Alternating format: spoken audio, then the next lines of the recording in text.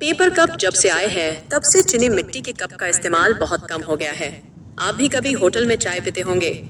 कभी सोचा है कि एक छोटे से होटल में दिन भर में कितने कप इस्तेमाल होते होंगे? और अपने मोहल्ले में ही देखो ऐसे कितने होटल हैं और उन्हें कितने ज्यादा कप लगते हैं। ऐसा नहीं है कि पेपर कप खाली चाय के लिए ही इस्तेमाल होते हैं। चाय, कॉफी, शरबत, जूस, पानी, ऐसे कई जगह पेपर कप इस्तेमाल होते हैं। आप अपने घर बैठे पेपर कप बनाने वाली मशीन लगाकर लाखों रुपए कमा सकते हैं। पेपर बनाने वाली मशीन की होलसेल कीमत देखने के लिए हमने आपके लिए डिस्क्रिप्शन और पिन कमेंट में लिंक दिया है। अभी जाकर देख लीजिए।